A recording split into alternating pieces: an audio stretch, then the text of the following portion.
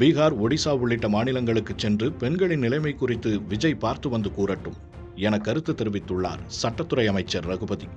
தமிழ்நாட்டில் பெண்கள் பாதுகாப்பு தொடர்பாக தவேக தலைவர் விஜயின் அறிக்கை குறித்து செய்தியாளர் எழுப்பிய கேள்விக்கு இப்படி பதிலளித்திருக்கிறார் அமைச்சர் ரகுபதி. விஜய் என்றில்லை, பெண்களின் பாதுகாப்பு குறித்து யார் கேள்வி எழுப்பியிருந்தாலும் இவ்வாறு பதிலளிப்பது சரியா?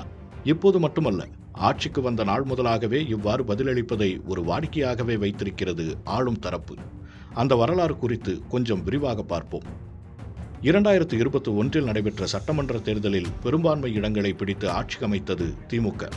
2022 ஆண்டு ஜூலை 18 செய்தியாளர்களை சந்தித்து மின்கட்டண உயர்வு குறித்து அறிவிப்பை வெளியிட்டார் மின்சாரத்துறை அமைச்சர் செந்தில் பாலாஜி.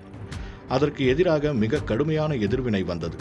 ஆனால் அமைச்சரின் அறிவிப்பு வந்த சில மணி நேரங்களிலேயே இந்தியாவின் பல்வேறு மாநிலங்களில் மின்கட்டணம் 100 யூனிட்டுக்கு எவ்வளவு, 500 யூனிட்டுக்கு எவ்வளவு என கலராக டிசைனாக நியூஸ் கார்டுகள் சமூக வலைதளங்களில் வலம் வர ஆரம்பித்தன.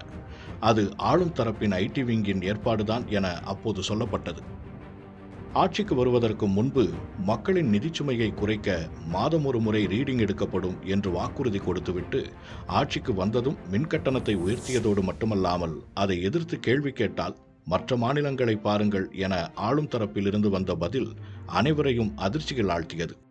மட்டுமல்லாமல் அதற்கு முந்தைய அதிமுக ஆட்சியில் ஷாக் அடிப்பது மின்சாரமா, மின்கட்டணமா என அப்போது எதிர்க்கட்சி தலைவராக இருந்த ஸ்டாலின் கையில் கருப்பு பதாகை ஏந்தி போராடியதும் குறிப்பிடத்தக்கது.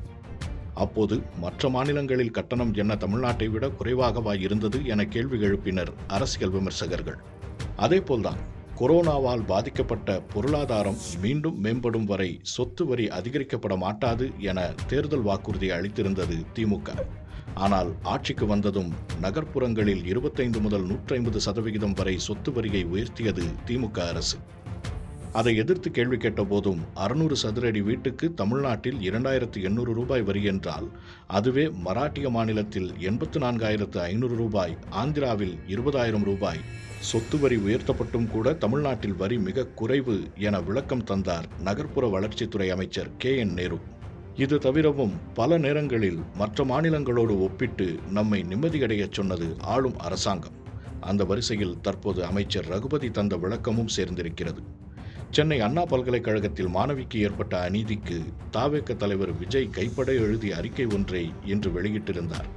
அதில் அன்பு தங்கைகளே, கல்வி வளாகம் முதற்கொண்டு ஒவ்வொரு நாளும் தமிழகத்தில் தாய்மார்கள், என் அருமை தங்கைகள், பெண் குழந்தைகள் என அனைத்து தரப்பு பெண்களுக்கும் எதிராக நடக்கும் சமூக அவலங்கள், சட்ட ஒழுங்கு சீர்கேட்டு அவலங்கள், பாலியல் குற்றங்கள் என்று பல்வேறு வன்கொடுமைகளை கண்டு உங்கள் அண்ணனாக மன அழுத்தத்திற்கும் சொல்லொணா வேதனைக்கும் ஆளாகிறேன். யாரிடம் உங்கள் பாதுகாப்பை கேட்பது? நம்மை ஆளும் ஆட்சியாளர்களை எத்தனை முறை கேட்டாலும் எந்த பயனும் இல்லை என்பது தெரிந்ததே. அதற்காகவே இக்கடிதம்.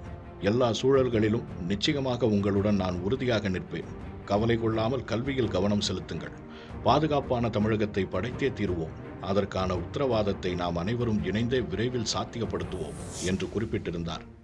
இந்த விவகாரம் குறித்து சட்டத்துறை அமைச்சர் ரகுபதியிடம் செய்தியாளர்கள் எழுப்பிய கேள்விக்கு பீகார், ஒடிசா உள்ளிட்ட மாநிலங்களுக்கு சென்று பெண்களின் நிலைமை குறித்து விஜய் பார்த்து வந்து கூறட்டும் என பதிலளித்திருக்கிறார் அவர். விலை உயர்வுக்கும் வரி அதிகரிப்புக்கும் மற்ற மாநிலங்களை ஒப்பிடச் சொல்வது கூட பரவாயில்லை. ஆனால் பெண்களுக்கு எதிரான குற்றங்கள் குறித்து கேள்வி எழுப்பினால் கூட மற்ற மாநிலங்களை பாருங்கள் என பதில் சொல்வது எந்த விதத்திலும் நியாயமில்லை. வளர்ச்சி திட்டங்களுக்கு இந்தியாவின் மற்ற மாநிலங்களுக்கு முன்மாதிரியாக இருக்கிறோம் என மார்த்தட்டிக் கொள்ளும் இதே ஆட்சியாளர்கள் குற்றங்களுக்கு மற்ற மாநிலங்களை ஒப்பிட்டு நிம்மதியடைச் சொல்வது எந்த விதத்திலும் நியாயமில்லாதது என்கிறார்கள் அரசியல் விமர்சகர்கள்.